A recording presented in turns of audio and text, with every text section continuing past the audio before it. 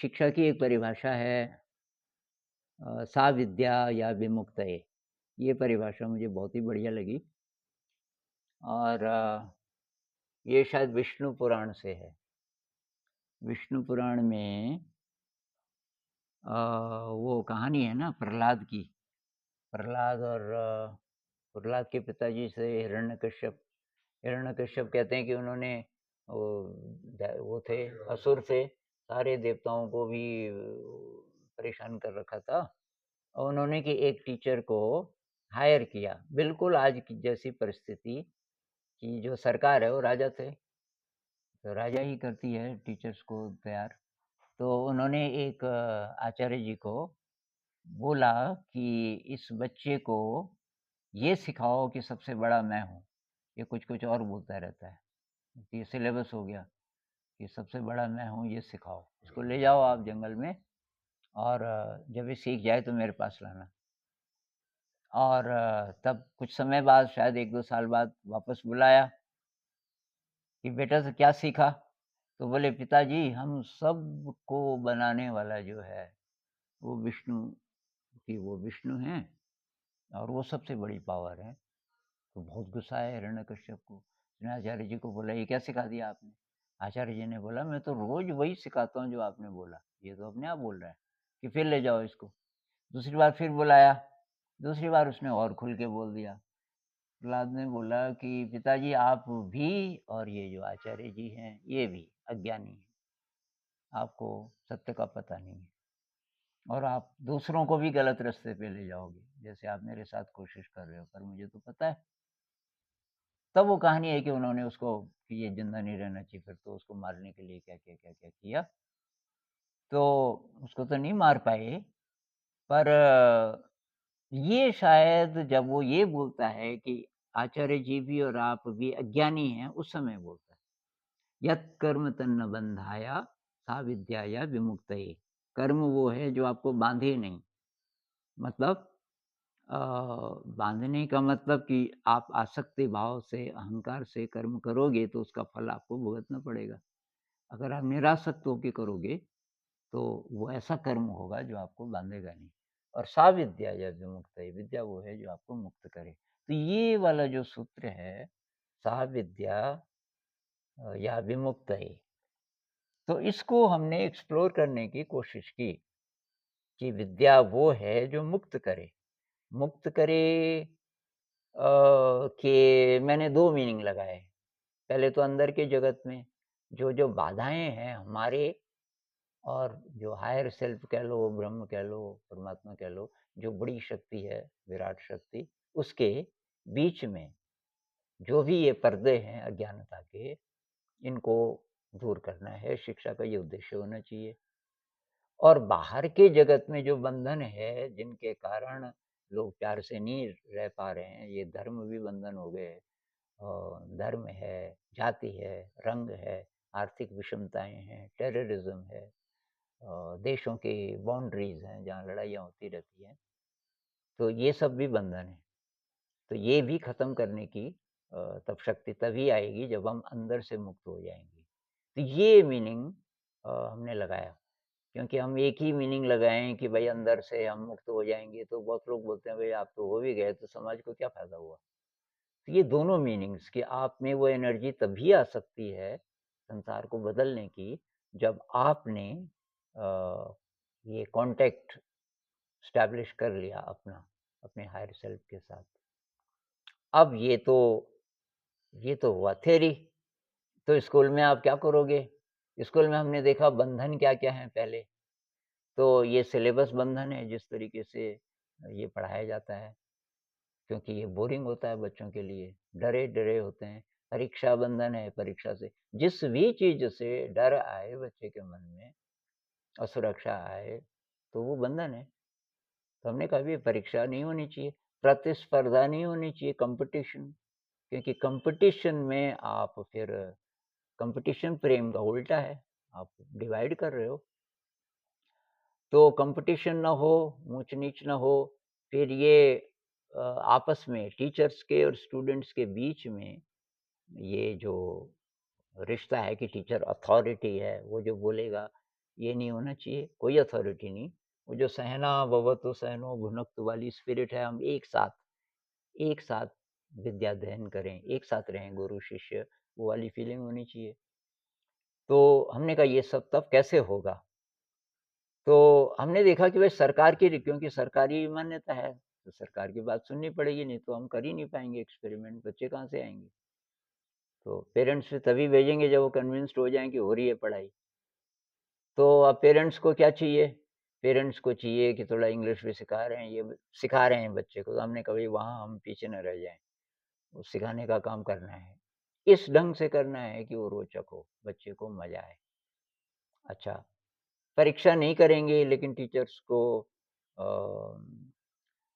Parents को ये लगना चाहिए कि परीक्षा है, तो ये भी हो गया। और सरकार को क्या चाहिए? उनके कागज़ों में भर देंगे हम, सरकार परसेंटेज माँगती है कि छमाही परीक्षा में कितने हैं, हम वो भर देते हैं। हमने कहा जी ये है, अब वो देखते थोड़ी हैं दोबारा से। और यहाँ आके पूछ ही लें तो तब उनसे ज़रा ढंग से बातचीत करेंगे, भई तुम्हें क्या लेना-देना है इस चीज़ से? तो हमने देखा कि इतना मुश्किल नहीं है, इतना मुश्किल नहीं है, लेकिन टीचर्स कहाँ से आएँगे? ऐसे टीचर्स कहाँ से आएँगे जब हमारी यात्रा होगी? क्योंकि ये एक्सपेरिमेंट करने से पहले मैं एक ऐसी जगह के कॉन्टैक्ट में था, बीच-बीच में ट्रेनिंग करने जाता था, कि उन्होंने ये कंपल्सरी किया टीचर्स के लिए, आपको मेडिटेशन सीखना है, ये 10 दिन का विपस्सना, और बच्चों को भी सिखाना है 10 मिनट। पर वो ये सफल नहीं हुआ वहाँ। क्यों नहीं हुआ? कि ये जो मेन लोग थे, इनकी ज़िंदगी में ध्यान था नहीं, जिन्होंने स्कूल खोले। तो मैं ये समझ गया कि आप ऐसे नहीं कर सकते कि साहब ये जो मेडिटेशन वाली ट्रिक काम करती है, तो ये कर लो, पैसा लगा लो। सब लोग वही पूछते हैं कितना पैसा लगेगा? हमने कहा पैसा नहीं, चेतना चाहिए। आप बच्चों के साथ काम करना चाह रहे हो, सबसे पहले आपकी चेतना कैसी है? टीचर्स के ऊपर अगर कोई है तो उसकी पहले, जो भी टॉप में जो आदमी है मेन, तो हमारे लिए अच्छा ये था कि मैनेजमेंट नहीं थी। हमें इस संस्था ने बोला भाई पैसा नहीं है, जगह है, क्योंकि पैसा बंद हो गया था फंडिंग एजेंसी से, उससे हमें आज़ादी मिली कि तुम चला सको भाई तो चलाओ, नहीं तो हम तो बंद ही कर रहे हैं इसको। तो हमने कहा अच्छा कोशिश करते हैं। और तो हमने फिर 100% हमने कहा हम वही करेंगे जो हम करना चाहते हैं, बंद ये हो, वैसे भी ये भी चाह ही रहे हैं, तो ज़्यादा से ज़्यादा यही होगा ना, बंद होगा, तो वो तो कोई प्रॉब्लम नहीं है। तो और चलेगा तो वेरी गुड। तो तब हमने कहा कि कॉम्प्रोमाइज़ नहीं करना, सिलेबस है ही नहीं, सिलेबस पूरा करने का प्रेशर ही नहीं है।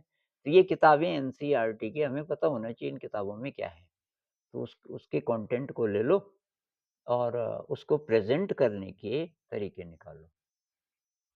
और वो बहुत बढ़िया, बच्चों को भी बहुत अच्छा लगा। भाषा में क्या करो? तो मतलब ये अभी शुरुआत है। तो हमने क्या किया कि भई मनुष्य जाति ने भाषा, ये लिखित भाषा क्यों सीखी होगी? वो प्रोसेस हमारा होना चाहिए। क्या ज़रूरत रही होगी, वो ज़रूरत बच्चे को महसूस हो और तब वो लिखे, तब तो बात भी है।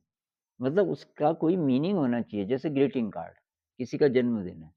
जन्मदिन पे बच्चा जो कार्ड बनाता है, कुछ-कुछ लिखते हैं बच्चे।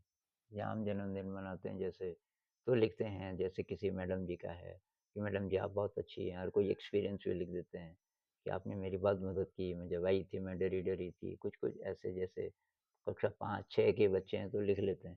तो वो अपनी फीलिंग लिख रहा है, तो वो तो रेलेवेंट है।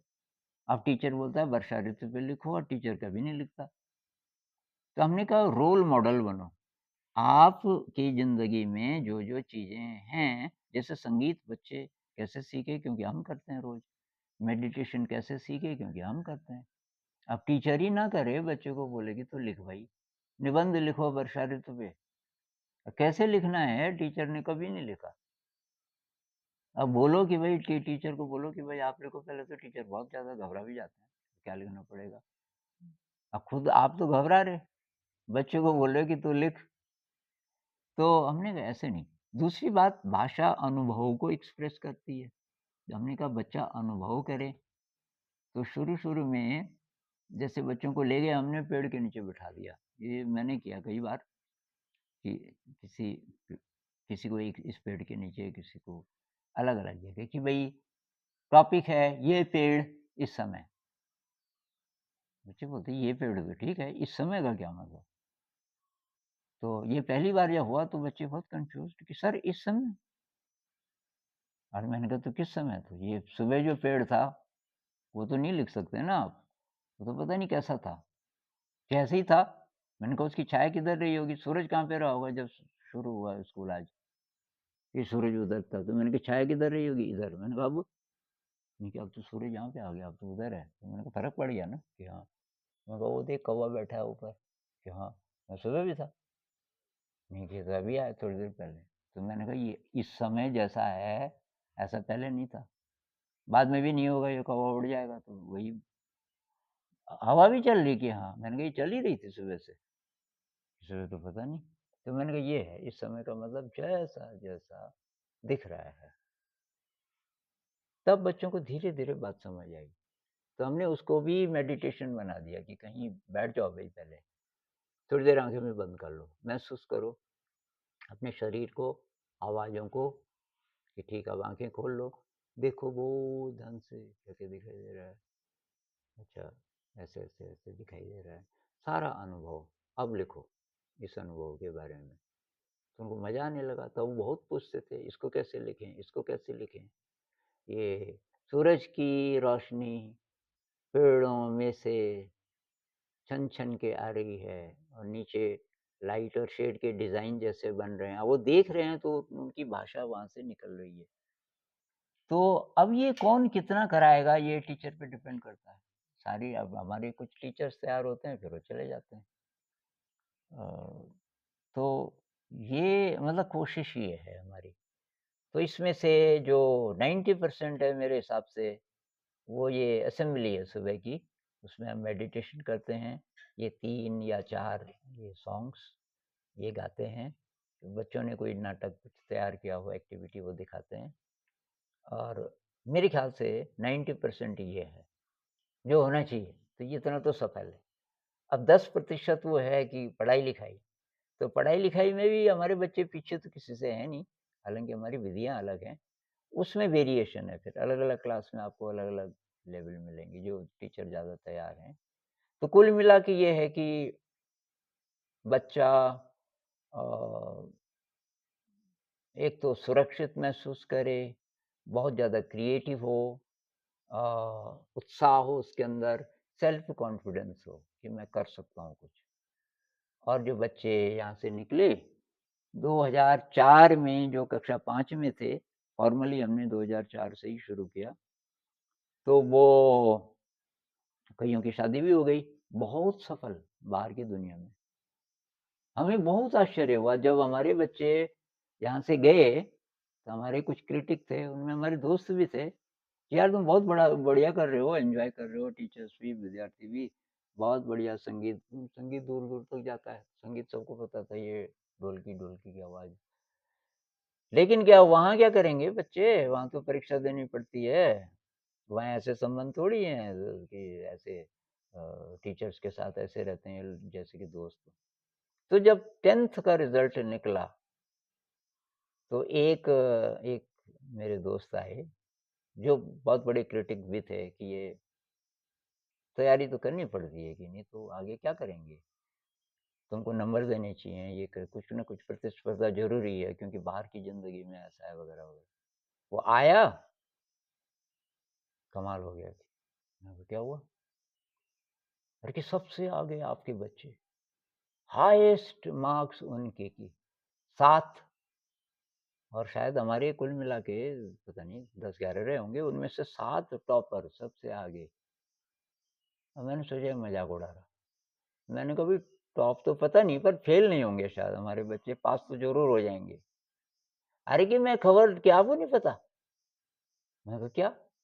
अरे कि ये भई सब बाज़ार में सब जगह ये चर्चा का विषय है कि वो जो संगीत वाला ढोलकी वाला स्कूल बोलते थे, जहाँ ढोल बजते रहते हैं, ढोलकियाँ बजती रहती हैं, ये वहाँ के बच्चे कि सबसे आगे कैसे निकल गए? मैं कहा, "तू सच बोल रहा है?" अरे यार कि तू विश्वास क्यों नहीं कर रहा? फिर तब तक और लोग भी आए, फिर पता चला कि ये बात सच है। कुछ लोगों ने बोला बाय चांस हो जाता है कभी-कभी। अगले साल देखेंगे। लेकिन फिर कंसिस्टेंटली हर साल अभी तक हमारे ही बच्चे निकलते हैं आगे। तब हमने कहा कि यार ये चक्कर क्या है? क्योंकि हमें भी इतना नहीं था विश्वास कि ये आगे भी निकला, हमने कहा पास हो जाएँगे, इतना काफ़ी है। अब आगे टॉप, हमने कहा टॉप कैसे कर दिया इन्होंने? तो हमने बुलाया बच्चों को, उन्होंने कहा कि एक तो हमको कि हम उतने बोर नहीं होते थे कि बच्चे बहुत ज़्यादा परेशान हो जाते थे क्लास में। कई भाग जाते थे, वो खिड़की पे की सरिया नहीं था, वहाँ से भाग जाते थे बहुत सारे बच्चे, हम कभी नहीं भागे, हमें इतना मुश्किल नहीं लगा। फिर ये था कि ये चैलेंज है, मतलब कई चीज़ें अच्छी नहीं लग रही लेकिन करना ही है, तो कि शायद हमारे अंदर शक्ति ज़्यादा थी। फिर कोई-कोई कहने लगे कि लगता है कि यहाँ का जो वातावरण था, मेडिटेशन भी और म्यूज़िक भी वगैरह, कुछ-कुछ और ज़्यादा बारीक एनालिसिस अ, जो कर सकते हैं। किसी ने बोला कॉन्फिडेंस, हमारे अंदर ये कॉन्फिडेंस इस यहाँ से कि जो बच्चे निकलते हैं, पढ़ाई-लिखाई में वो कैसे भी हों, उसके अंदर एक कॉन्फिडेंस होता है कि मैं ज़िंदगी में वही कर सकता हूँ कुछ न कुछ, और कि वो काम कर जाता है। तो ये सारा एक्सपेरिमेंट है। और कई लोगों ने बोला कि इसमें तुम ध्यान वगैरह-वगैरह कैसे फिट हो रहा है? हमने कहा यही था यार विद्या का तो। सा विद्याया विमुक्तये, विद्या की परिभाषा ही यही है। और जो बाकी स्कूलों में हो रहा है, वो इसके खिलाफ हो रहा है, डिह्यूमनाइज़ेशन हो रहा है। वो इंसान को जानवर की तरफ धकेलने की, जानबूझ के नहीं, पर सिस्टम ऐसा बना हुआ है।